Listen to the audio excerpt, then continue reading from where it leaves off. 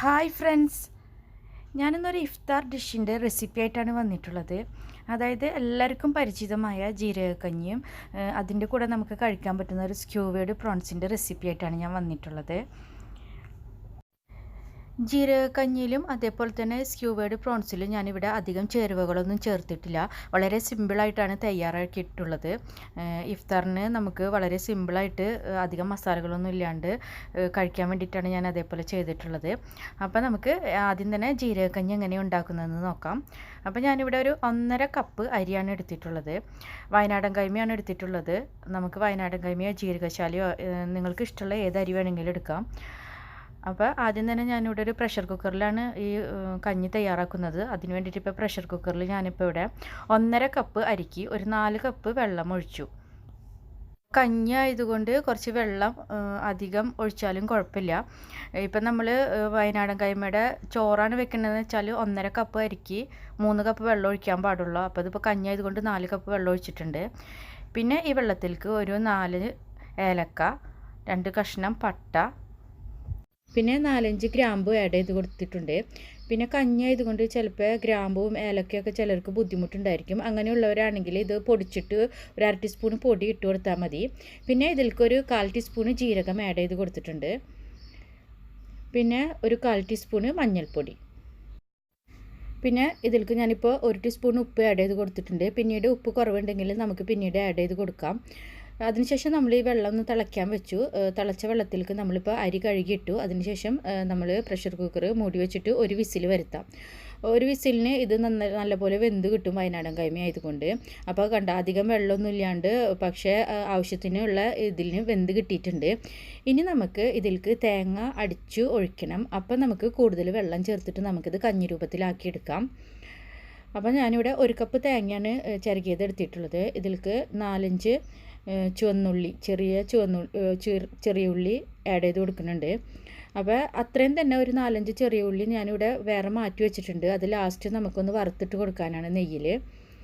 പിന്നെ ഇതിലേക്ക് 1 ടീസ്പൂണ് ജീരകം ചേർത്ത് കൊടുക്കുന്നുണ്ട്. നേരത്തെ നമ്മൾ 1/4 ടീസ്പൂൺ ജീരകം കഞ്ഞി വേവിച്ചപ്പോൾ മുഴുവനോടെ ചേർത്തു.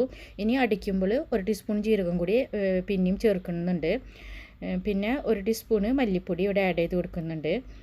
അപ്പോൾ 1/4 ടീസ്പൂൺ ജീരകമാണ് ഇപ്പം മൊത്തം എടുത്തിട്ടുള്ളത്. 1/4 ടീസ്പൂൺ മുഴുവനോടെ ആഡ് ചെയ്ത് കൊടുത്തു. പിന്നെ 1 ടീസ്പൂണ് ഇപ്പം നമ്മൾ തേങ്ങ അടിക്കുമ്പോൾ ആഡ് ചെയ്ത് കൊടുത്തു. പിന്നെ ഉപ്പ് വീണ്ടും ഒരു 1/2 ടീസ്പൂണോളം ഉപ്പ് വീണ്ടും ആഡ് ചെയ്ത് കൊടുക്കുകയാണ്. അപ്പോൾ ഇവിടെ 1 കപ്പ് തേങ്ങയിലേക്ക് പിന്നെ ഞാനിപ്പോൾ ഇവിടെ 1.5 കപ്പ് വെള്ളത്തിൽ അടിച്ചിട്ട് ഇത് ഒഴിച്ചിട്ട് നമ്മൾ ഇത് വെന്ത ചോറിലേക്ക് ചേർത്ത് കൊടുക്കുകയാണ്.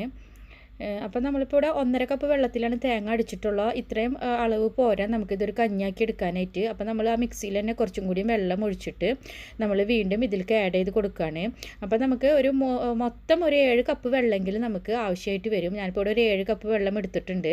അതായത് തേങ്ങ അടിക്കാനും അരി വേവിക്കാനും ഒക്കെ കൂടിയിട്ട് 7 കപ്പ് വെള്ളം. അതായത് 1.5 കപ്പ് അരിക്ക് 7 കപ്പ് വെള്ളം എടുത്തിട്ടാണ് ഇപ്പോൾ ഞാനിതൊരു കഞ്ഞി രൂപത്തിലാക്കി എടുത്തിട്ടുള്ളത്. ഇനി നമുക്കിതൊന്ന് തിളപ്പിച്ചെടുക്കാം. അപ്പോൾ തിളച്ചതിന് ശേഷം നമ്മൾ സ്റ്റവ് ഓഫ് ചെയ്യാം. അതിന് ശേഷം നമുക്ക് ഞാനിപ്പോൾ ഇവിടെ അരിഞ്ഞു വെച്ചേക്കുന്ന ചുവന്നുള്ളി ടീസ്പൂൺ നെയ്യിൽ നന്നായി വറുക്കണം. അപ്പോൾ അത് നന്നായിട്ടൊന്ന് വറുത്തതിന് ശേഷം നമുക്ക് ഈ വെന്ത കഞ്ഞിയിലേക്ക് ഇതൊന്ന് ചേർത്ത് കൊടുക്കണം. അതിന് വേണ്ടിയിട്ടാണ് ഇതൊന്ന് വറുത്തെടുക്കുന്നത്. ഇത് എന്തായാലും ഈ ചുവന്നുള്ളി ലാസ്റ്റ് നമ്മൾ ഒന്ന് ചേർക്കണം. എന്നാലാണ് ഈ കഞ്ഞിക്ക് കൂടുതൽ ടേസ്റ്റ് കിട്ടുള്ളൂ. അപ്പോൾ ജീരകക്കഞ്ഞിയിൽ മെയിനായിട്ട് നമ്മൾ ചേർക്കേണ്ടത് ജീരകവും ഈ ചുവന്ന ഉള്ളിയാണ് കൂടുതൽ നമുക്ക് ടേസ്റ്റ് ഉണ്ടാക്കുന്നത്. അപ്പോൾ ഇതിപ്പോൾ ഞാൻ വെന്ത കഞ്ഞിയിലേക്ക് ഇതൊന്ന് ചേർത്ത് കൊടുത്തു. ഇനി നമുക്കിത് കുറച്ച് നേരം അടച്ചു വെക്കാം. ഞാൻ നേരത്തെ പറഞ്ഞു 1.5 കപ്പ് അരിക്ക് 7 കപ്പ് വെള്ളമാണ് ഇപ്പോൾ മൊത്തം എടുത്തിട്ടുള്ളത്. ഇതിനേക്കാളും കൂടുതൽ കുറച്ച് വെള്ളം അധികം ആവശ്യമുള്ളവർക്ക് കുറച്ചും കൂടി വെള്ളം ആഡ് ചെയ്യാം. ഇനി നമുക്ക് സ്ക്യൂവേഡ് പ്രോൺസ് തയ്യാറാക്കാം. അതിന് വേണ്ടിയിട്ട് ഞാനിവിടെ സ്ക്യൂവർ സ്റ്റിക്ക് ഒരു 10 മിനിറ്റ് മുതൽ ഒരു അരമണിക്കൂർ വരെ ചൂടുവെള്ളത്തിലിട്ട് വെക്കുന്നുണ്ട്. അത് നമ്മൾ ഇത് തയ്യാറാക്കുന്ന സമയത്ത് പെട്ടെന്ന് സ്റ്റിക്ക് പൊട്ടിപ്പോവാതിരിക്കാനാണ്. അതിനുശേഷം നമുക്ക് ആവശ്യമുള്ള പ്രോൺസ് എടുത്തിട്ട് നമുക്ക് ഈ പ്രോൺസിൻ്റെ മീശഭാഗം മാത്രം ജസ്റ്റ് ഒന്ന് ഞാനിവിടെ കട്ട് ചെയ്ത് കളയുന്നുള്ളൂ, അധികമൊന്നും ഇത് കട്ട് ചെയ്ത് കളയുന്നില്ല. പക്ഷേ നമ്മളിത് തൊണ്ട് കളയാണ്ടാണ് ഇത് തയ്യാറാക്കുന്നത്, സ്റ്റിക്കിൽ കോർക്കുന്നത്. അതുകൊണ്ട് തന്നെ നമുക്ക് ഇതിൻ്റെ ഞരമ്പൊന്ന് എടുക്കണം. അപ്പോൾ ഞരമ്പ് എടുക്കാൻ വേണ്ടിയിട്ട് ഞാനിവിടെ ചെയ്യുന്ന പോലെ ഒന്ന് ചെയ്താൽ മതി. ചെമ്മീൻ ഇതുപോലെ ഒന്ന് വളച്ച് പിടിക്കുക.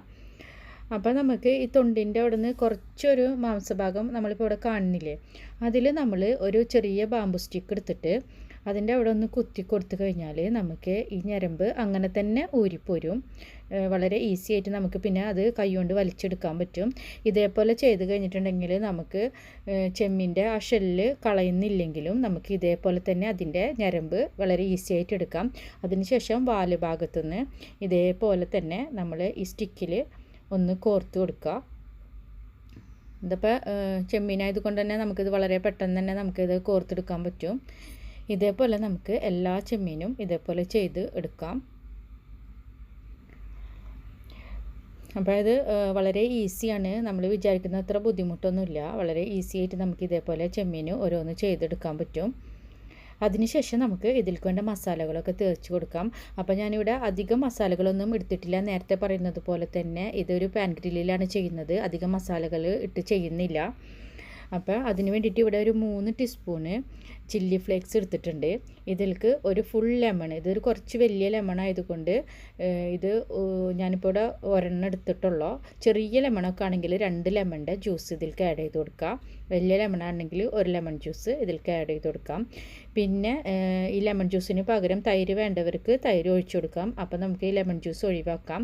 ഞാനിപ്പോൾ ഇവിടെ തൈരിന് പകരം ലെമൺ ജ്യൂസാണ് ഒഴിച്ചു കൊടുത്തിട്ടുള്ളത്. പിന്നെ ഇതിലേക്ക് ഞാനിവിടെ 1 ടീസ്പൂണ് ഉപ്പിട്ട് കൊടുത്തു. പിന്നെ ഞാൻ ഇതിലേക്ക് 1 ടീസ്പൂണ് ഫിഷ് മസാല ആഡ് ചെയ്ത് കൊടുത്തിട്ടുണ്ട്. പാക്കറ്റ് വാങ്ങുന്ന ഫിഷ് മസാല, ഈസ്റ്റേൺ ഫിഷ് മസാലയാണ് ഞാനിവിടെ എടുത്തിട്ടുള്ളത്. പിന്നെ ഞാൻ ഇതിലേക്ക് 2 ടീസ്പൂണ് കോക്കനട്ട് ഓയിൽ ആഡ് ചെയ്ത് കൊടുത്തിട്ടുണ്ട്. അപ്പോൾ നമ്മൾ എന്താണെന്ന് വെച്ചാൽ ഓയിൽ ആഡ് ചെയ്ത് കൊടുക്കുന്ന സമയത്ത് നമുക്ക് ഇത് പാൻ ഗ്രില്ലിൽ വെക്കുന്ന സമയത്ത് നമുക്ക് ഇതിൽ നിന്ന് തന്നെ ഒരു ഓയിൽ ഊറി വരും. അപ്പോൾ നമ്മൾ അധികം ഓയിലൊന്നും സ്പ്രെഡ് ചെയ്ത് കൊടുക്കാണ്ട് തന്നെ നമുക്ക് പെട്ടെന്ന് ഗ്രില്ല് ചെയ്തെടുക്കാൻ പറ്റും. അതിന് വേണ്ടിയിട്ടാണ് അങ്ങനെ ചെയ്യുന്നത്. ഇനി ഇത് നന്നായിട്ടൊന്ന് മിക്സാക്കിയതിന് ശേഷം നമുക്ക് ഓരോ പ്രോൺസ് എടുത്തിട്ട് നമുക്ക് ഇതിലൊന്ന് തേച്ച് കൊടുക്കാം. അപ്പോൾ ആദ്യം തന്നെ പറയാം, ഇതധികം എരിവും ഇതൊന്നും ഇല്ലാത്ത ഒരു ഡിഷാണ്. അപ്പോൾ ഇതിലേക്ക് ഓവർ എരിവൊക്കെ ചേർത്ത് കഴിഞ്ഞാൽ നമുക്ക് പാൻ ഗ്രില്ലിൽ വെക്കുമ്പോൾ നമുക്ക് അത് അത്ര നന്നായിട്ട് പെർഫെക്റ്റ് ആയിട്ട് കിട്ടില്ല.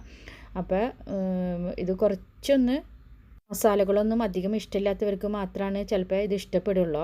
അപ്പോൾ നിങ്ങൾക്ക് മസാലകളൊക്കെ അധികം വേണമെന്ന് വെച്ചാൽ നിങ്ങൾ അധികം മസാലകളൊക്കെ തേച്ചിട്ട് നിങ്ങൾ ഓവനിലൊക്കെ വെച്ചിട്ട് ഗ്രില്ല് ചെയ്തെടുക്കാം. അപ്പോൾ നമ്മൾ ഇതിന് ഒരു അരമണിക്കൂർ ഫ്രിഡ്ജിൽ വെക്കാം. അരമണിക്കൂർ മുതൽ 1 മണിക്കൂർ വരെ ഫ്രിഡ്ജിൽ വെക്കാം നമുക്കിത്. അതിനുശേഷം നമുക്കിത് പുറത്തെടുത്തതിന് ശേഷം ഒരു പാൻ ഗ്രില്ലിൽ ഇട്ടിട്ട് നമുക്കിത് തയ്യാറാക്കി എടുക്കാം. അപ്പോൾ ഞാനിവിടെ ഒരു പാൻ ഗ്രില്ലിൽ ഒരു കുറച്ച് ബട്ടർ, ഒരു ചെറിയൊരു പീസ് ബട്ടർ മാത്രമേ ഞാനിവിടെ ആഡ് ചെയ്തിട്ടുള്ളൂ. അതെനിക്കിപ്പോൾ ഒരു ഗ്രാമിൽ പറയാൻ പറ്റില്ല, മുറിച്ചെടുത്ത ഒരു ബട്ടറാണ്. അതൊരു വളരെ കുറച്ച് ബട്ടർ ഞാനിതിലൊന്ന് സ്പ്രെഡ് ചെയ്ത് കൊടുത്തിട്ടുണ്ട്.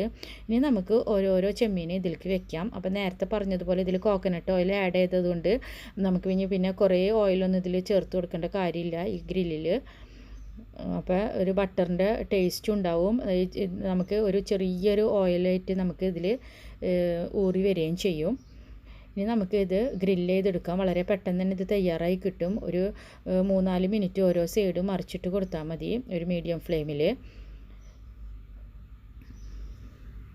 2 സൈഡ് മറിച്ചിട്ടതിന് ശേഷം നമുക്ക് ഇത് തയ്യാറായി കഴിഞ്ഞാൽ നമുക്കിത് മാറ്റാം പാനിൽ നിന്നും. പാനിൽ വെച്ച് ചൂടാവുമ്പോൾ തന്നെ നേരിയൊരു റെഡ് കളർ ഇതിന് വരും, കാരണം സ്കിന്ന് കളയാത്തത് കൊണ്ട് ചെമ്മീൻ്റെ.